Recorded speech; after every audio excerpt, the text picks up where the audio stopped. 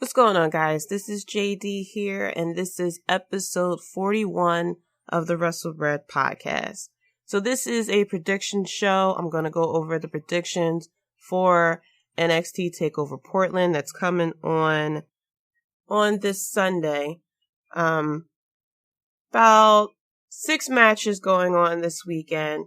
I didn't get a chance to check out this past week's NXT in full or AEW, but I do know some of the things that happened this week.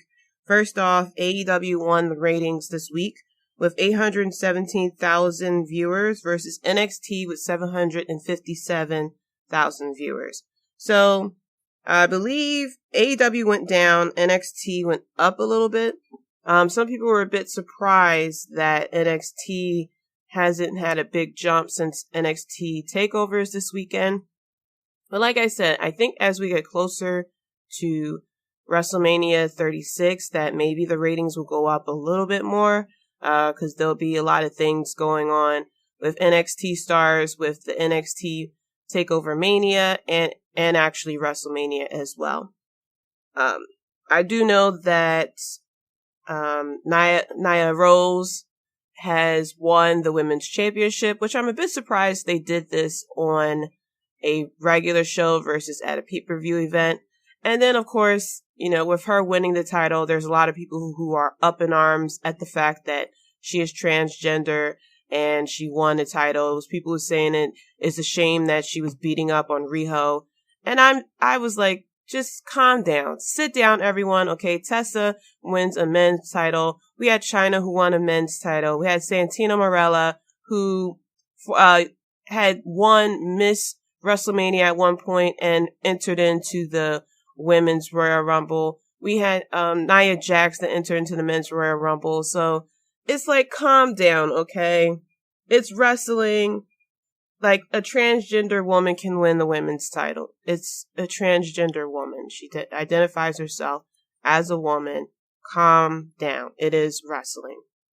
Okay, because there are a lot of things that happen in wrestling. If that triggers people, the fact that Nia Rose was beating up a little Riho, do not watch WWE back in the Attitude Era, because there'll be a lot of things that you'll be pissed off about. And I'm talking about the Dudley Boys and Mae Young. So, if you don't know what I'm talking about, then go ahead and watch it and trigger yourself. Anyway, I got a chance to check out a little bit of NXT.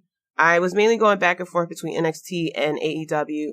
On AEW, Santana had put out a very, very powerful promo. He did a sit-down interview with JR, and he was talking about how his father had lost his vision when he was 17, and when he was 14, I believe, and his father I think his father passed away, is what I remember hearing, and it was just such a powerful message for someone who's a heel. What I really like about Santana Ortiz is that, yes, they're heels, but they're heels for, a reason, basically because their viewpoint is a bit different and they're going against people that we like. But listening to their story, especially when I think it was one of the road to one of the pay-per-view events that they did a little story about Santana Ortiz, that's like, yo, I can really relate, not really relate to them, but I can relate as to why they are who they are. It's not like they're heels because they hate America or because, such and such crossed me or something like that. But they're heels for a reason.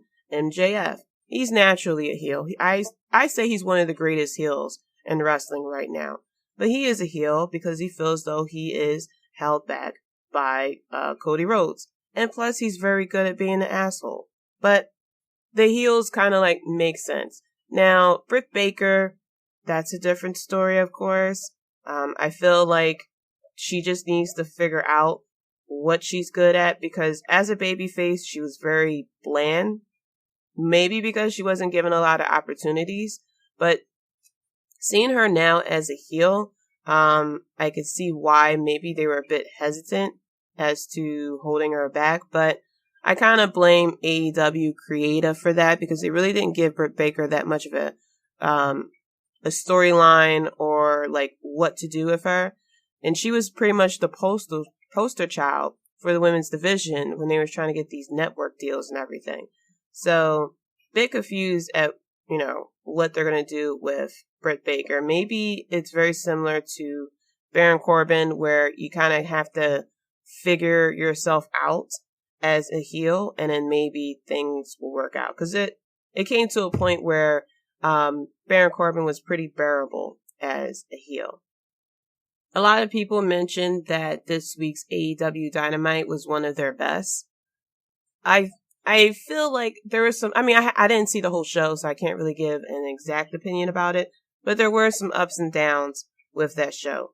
They had, his name is Jeff Cobb, which I found out came from, he was in New Japan, he was in Ring of Honor. The crowd got a big pop of it. He looks like a tough guy. I'm trying to figure out how it's going to play, seeing as though they have Jake Hager on the Inner Circle as well, how those two are going to work out. Hopefully it's not going to turn into like NWO turned into at one point, where you had like every single person was in the NWO. So hopefully it's not going to swell up too much, whereas though it's going to turn into a bit of a joke. But I have faith that Chris Jericho will be able to, turn the Inner Circle into something a lot better. But I'm going to continue checking out the rest of AEW Dynamite, and I'll, go into more detail about it when I do the episode next week, when I go over the review for NXT Takeover Portland. So going into NXT Live this week, we had Roderick Strong going against Bronson Reed. This was a pretty good match, of course. Roderick Strong has really come a long way. I remember when he was a babyface, not a lot of people was really into him. And then once he joined the Undisputed Era, it was like, it gave him that oomph that he needed. Of course, this match ended. Dream's interest came on and distracted Roderick Strong a little bit, but he was still able to win the match. And then Velveteen Dream kind of went into detail, because I saw the tights that Velveteen Dream had on, and I didn't put two and two together that he was talking about Roderick Strong's wife until Roderick Strong had cut the promo. And I was like, oh, we're doing the Rick Rude thing. And Velveteen Dream came on and cut a promo about, Roderick Strong's wife. It was a pretty good segment. Definitely, like I said, reminded me of Rick Rude. And I think it was Rick Rude and I forgot who it was again. They mentioned it on NXT. If you remember who it was with, I think it was Rick Rude and Jake the Snake. I forgot what the rivalry was that Rick Rude used the wife and kid and put it on his tights. But that's basically what Velveteen Dream did. And it seems like it's setting up a match for next week. I was a bit surprised that they weren't going to do this match for the pre-show or something like that to kind of get Velveteen Dream on there. But I guess, with 6 matches, it's enough for NXT TakeOver. We also had Candice LeRae versus Dakota Kai. I kind of figured Dakota Kai would win this match, seeing as though she has the street fight coming up this weekend as well. And then I didn't see much after that. I know that Johnny Gargano went against Cameron Grimes. I did see some of Lio Rush versus Angel Garza. Lio Rush and Angel Garza is always a good fight. Bianca Belair versus Santana Garnett. And I've been hearing about Santana Garnett, but unfortunately this was a bit of a squash match, so you really didn't get to see too much of it. And of course, I knew Bianca Belair will win anyway to go into NXT TakeOver this weekend. And then I didn't see really much of Adam Cole versus Kushida either, unfortunately. Either way, I know that NXT Takeover this weekend is going to be pretty good. So let me get into my predictions. So starting off, we have Keith Lee versus Dominik Dijakovic for the NXT North American Championship. I'm going to go with Keith Lee right here, even though I know that Dominik Dijakovic, this is going to be a good match anyway, as I know. Because Keith Lee and Dominik Dijakovic are excellent in the ring together. They have great chemistry. They did team up for a little bit. But I'm going to go with Keith Lee here to retain the title. I feel like maybe Keith Lee will lose the title maybe after Mania, seeing as though he just got the title just now. But I know that this is going to be a good match. Dominik Dijakovic, if he does win here, I won't be upset if he did. Next up, we have Dakota Kai versus Tegan Nox in a street fight. I personally would like to see Dakota Kai go over, but I know storyline wise, this is about, Tegan Nox and her redemption. So I'm going to go with Tegan Nox here to win the match. I think this match is going to be brutal because anytime it's two friends going against each other, 9 times out of 10, I'm going to say 9 times out of 10 because I know a few fights between friends that really wasn't that good. But anytime there's fight between friends, normally it's a very good match. It's a very good feud. I like the fact that Dakota Kai, I like how the type of heel Dakota Kai is, that she used the betrayal footage as her entrance. Basically as her entrance music, which I think is so different, is so fresh, is so new. But I'm going to go with Tegan Nox to win this match. Next up, we have the Undisputed Era versus the Broserweights for the NXT Tag Team Championship. Now, I did see during NXT Live that they had a bit of like a little vignette storyline of the Broserweights going to Takeover Portland. And I wasn't that big on the Broserweights before, but after those vignettes, I'm kind of sold. It's very funny, the interaction between Matt Riddle and Pete Dunne.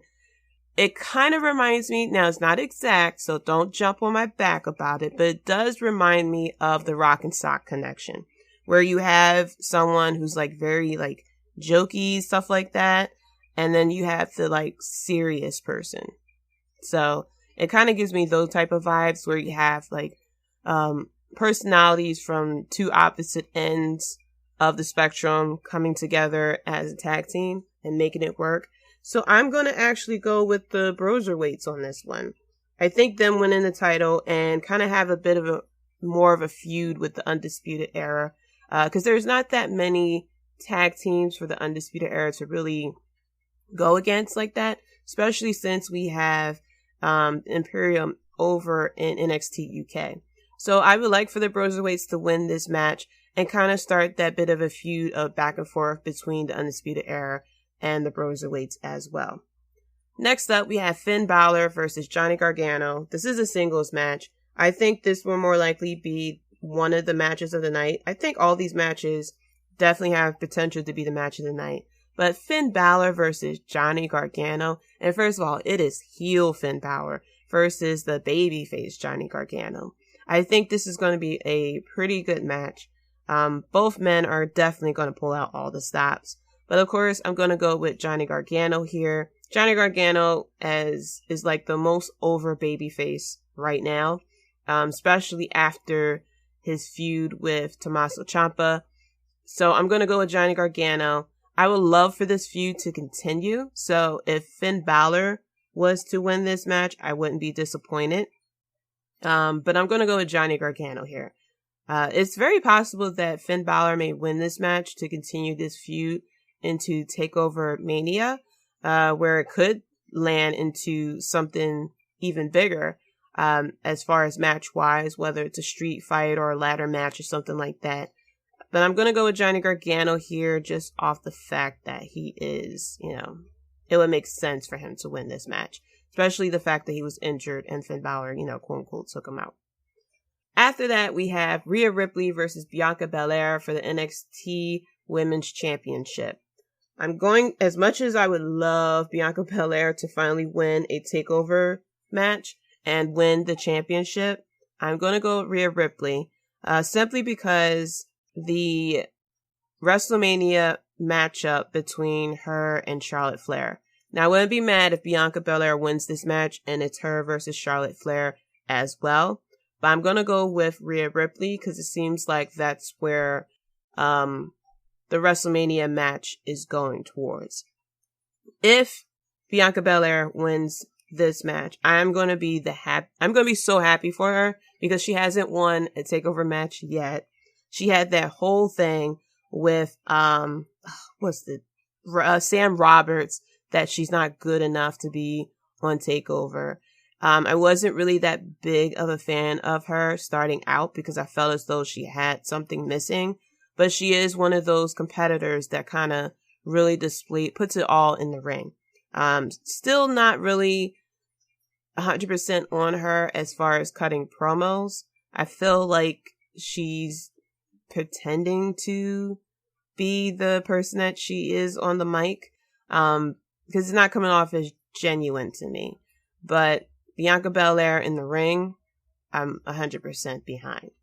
So a lot of these matches could go either way, in my opinion. I wouldn't be mad if it goes either way for any of these matches, but I know that it's going to be good. And then finally, we have probably the main event for the NXT Championship. We have Adam Cole versus Tommaso Ciampa. Daddy's home. Daddy wants his title back. Unfortunately, it seems like I have all of the Undisputed Era losing their titles this year. We did have Roderick Strong losing his title. I have Undisputed Era losing their title. And I'm also going to have Adam Cole losing his title as well. Now, it could go Adam Cole's way, especially if the Undisputed Era interferes in this match. And you could have Johnny Gargano, helping out Tommaso Ciampa, and it will start out a feud between those two and Adam Cole, especially if you get the Broserweights involved too. But I feel like Undisputed Era will lose their titles this time right now, so that they can get that hunger back to try to get their titles back, especially around WrestleMania time. I don't think it is very possible that Adam Cole could be called up after WrestleMania. The same with Rhea Ripley possibly to be called up after WrestleMania. I mean, they have Shayna Baszler up there, so I think they're going to keep Rhea Ripley and Adam Cole down here for right now, especially since now NXT is being looked at as a third brand and not a developmental brand as well. So I'm going to go with Tommaso Ciampa here, especially since we have had the story this whole time of Daddy's home. He wants Goldie back and everything. This is going to be a good match as well. And I see Adam Cole versus Tommaso Ciampa going against each other again, leading up to TakeOver Mania. But it can go Adam Cole's way as well, especially, like I said, if the Undisputed Era interferes into this match. So overall, I have Keith Lee retaining his title, and I have Rhea Ripley retaining her title, but I have 2 title changes right now. It could change, but we all know that NXT Takeover Portland is going to be a good pay-per-view event anyway, especially with these matchups, especially with Finn Balor, Johnny Gargano, Adam Cole, Tommaso Ciampa, Dakota Kai, Tegan Nox, and Keith Lee and Dominik Dijakovic. You can definitely tell that everyone has good chemistry with each other in the ring, and I know they're going to blow it out the park. The week after that, we're going to have Super Showdown, or what people call Blood Money. I think it's Blood Money 4 or 5. I don't know which one this is. And then we're going to have AEW Revolution. Hopefully, I'm sure that will be a good pay-per-view event as well. Super Showdown, it is what it is when it comes to these Saudi Arabia pay-per-view events. It's not exactly for us. It is for the people over there. So I'm sure we're going to get Mansoor, the kid from Saudi Arabia that is in NXT that we only seen, I think, 2 times now. We have Goldberg versus The Fiend, which I don't know how that happened. I forgot what other matches is going with that. But be on the lookout for episode 42. It's gonna come out on Monday since I'm off that day and it's a holiday, so I can definitely put out the episode then. I'll go over the review and also what happened with SmackDown. It's rumors that John Cena is going to have a match at WrestleMania 36 and that he will be appearing on SmackDown tonight for that match. I didn't check out the rumor to see who it's against. It could be The Undertaker. It could be someone else. Who knows? Or it could be against Nikki Bella's baby daddy. Baby on a pole match. I know that don't sound right, but, I just wanted to make that joke. So that's it for the WrestleBread podcast. Thank you so much for listening. Be sure to follow me on Twitter at Jaydee Talks. That's JAYDEE Talks. And be sure to follow the podcast as well. Let me know your thoughts of who you think is going to win these matches for Takeover Portland. Also, be sure to, if you like YouTube, you can check out the YouTube channel. It's audio podcast right now. I do plan to eventually go into more later on down the line with the podcast to possibly go into video or do like video segments or something like that.